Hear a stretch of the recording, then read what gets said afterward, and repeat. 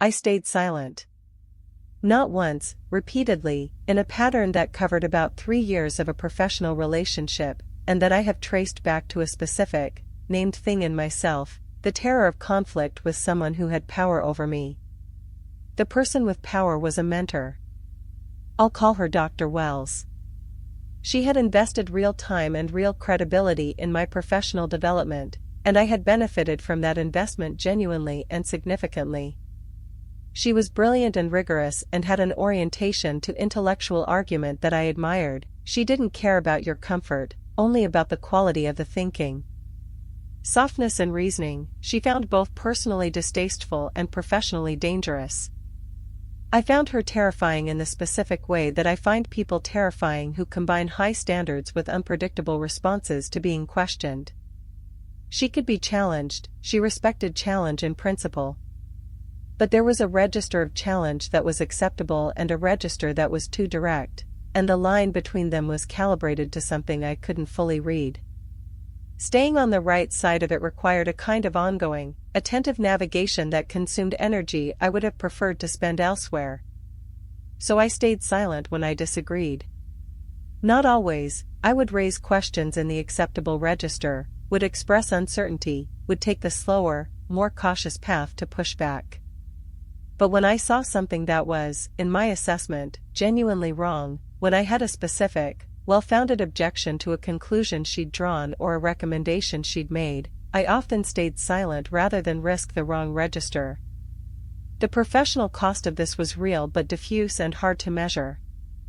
The personal cost was more specific. I had, over 3 years, trained myself to suppress my own expertise in the presence of someone I was supposed to be learning from.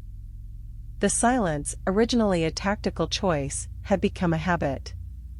And habits don't stay in their original context, they migrate. I started staying silent in other contexts where the stakes were lower and the need for caution was absent. Meetings where my genuine view would have been useful but where I had developed the reflex of not offering it unless specifically invited. Conversations with peers where I had learned to hedge rather than assert.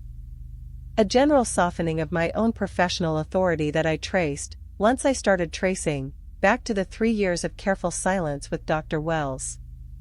That migration is the hidden cost of calculated silence. It's not just that you stay silent in one situation, it's that the silence teaches your nervous system something about the relationship between having a view and expressing it.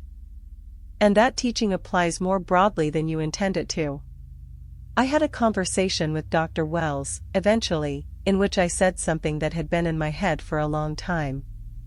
A specific disagreement about a methodological choice in a piece of work she'd published. I said it directly, without the hedging, in the register that I'd calculated as too risky. She looked at me for a moment, and then she said, "That's a fair point. I think you're right." That was it. The exchange I'd been managing around for 3 years, in a diluted form, had taken 40 seconds and produced a response that indicated she could handle it. I'm not going to tell you that I should have always been maximally direct with her. I'm not sure that's true. The navigation of power dynamics in professional relationships is genuinely complex, and what's possible varies considerably with the specific person and context. What I will say is that I went further in the direction of silence than I needed to, and that going too far had costs that extended past the specific relationship. That's the thing about protective strategies, they're useful up to a point, and past that point they erode the thing they were designed to protect. My silence was protecting my relationship with Dr. Wells. Past a certain point, it was eroding my own capacity to speak directly, which was the very capacity that my work with her was supposed to be developing. I found my voice again, after Dr. Wells. It took a while. But it came back. And I speak sooner now. Before the silence becomes habit. Before the habit becomes identity. Before the identity becomes the thing you have to spend years undoing. Here is what I carry forward from this, and what I hope might be useful if you recognize any part of your own story in mine. The pattern I described does not operate because we are careless or unintelligent or unaware. It operates because it has a function, because it is doing something for us that we have not found another way to do. Staying in the wrong situation, staying silent when we should speak, not walking away when the door is right there, all of these behaviors persist because they are solving something, even if imperfectly. They are providing some version of comfort or protection or identity that we have not yet found a better way to provide. Understanding that function is the first move. Not judging the behavior, but asking honestly, what is this doing for me? What would I have to give up if I stopped? What am I afraid will happen if I make the change I know I need to make? Those questions do not dissolve the pattern automatically, but they make it visible in a new way. And visibility changes the relationship to the thing. When you can see what something is doing, you can start to choose whether you want it to keep doing it. The change that followed was not easier because I understood the mechanism. It was the same difficulty. But I went into it knowing what I was moving through rather than being entirely inside it without perspective. That perspective is what I want to pass on here. Not the specific story. The structure. The shape of how we stay in things longer than we should, how we look away from things we can see, how we tell ourselves the thing will change without giving it a mechanism for changing. You are not alone in this. It is not a character flaw. It is how the human nervous system manages uncertainty and fear. But you can do something different. The doing starts with the looking. Look at it. Directly. Honestly. Without the story that makes it easier to carry. And then decide what you want to do with what you see. That decision, fully conscious and fully yours, is the only kind that actually changes anything. There is also something I want to say about the specific moment of turning toward rather than away, the moment when you actually do the thing you have been not doing.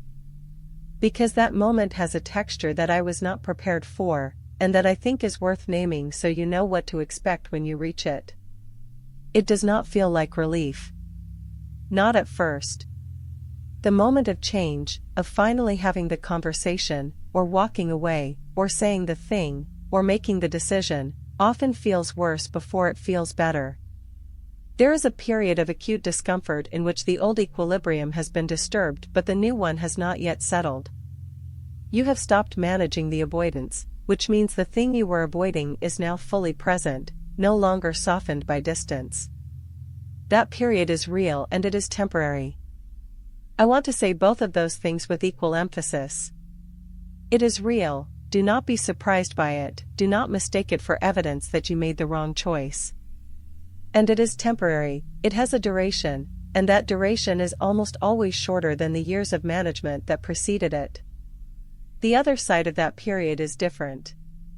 Not perfect, change does not produce perfection. But different in the specific way of someone who has stopped spending energy on maintaining something and can now spend that energy somewhere else. The ambient cost disappears. The weight that you had normalized as simply the weight of life turns out to have been specific and removable. I have felt that release more than once. Each time it is instructive about how much I had been carrying that I didn't know I was carrying. You probably know what you're carrying. You just haven't decided to put it down yet. When you decide, it will be hard first and better after. That is almost always the order of things. And the better, when it arrives, is real. What I notice now, in the life I have after the story I told here, is a kind of attentiveness I didn't have before. Not anxiety, that's different. Anxiety is looking for the thing that might go wrong. What I have is more like a quiet, ongoing check-in. Am I here because I want to be? Am I saying what I actually think? Am I moving toward what matters or managing around something I haven't named? These questions don't produce constant disruption. Most of the time the answer is, yes, I am where I want to be, saying what I think, moving in the right direction. The check-in confirms what I thought. And that confirmation is itself valuable, it builds a different relationship with my own choices. They feel more like choices and less like things happening to me. On the occasions when the answer is different, when the check-in reveals an avoidance or a suppression or a staying too long, I try to act on the information faster than I used to. Not immediately, not impulsively, but without the elaborate deferral structure. Without the "I'll address this when the conditions are better." The conditions will not be better. They will be different. Different is workable. Better is a fiction. I am the only condition that changes. And I change through the practice of looking and then acting on what I see. That's the whole thing. The looking and the acting. Over and over. For as long as it takes. Which is your whole life. But a whole life spent actually inside it is worth more than a whole life spent at the edge of it, managing the view. I know which one I want. I think you do too.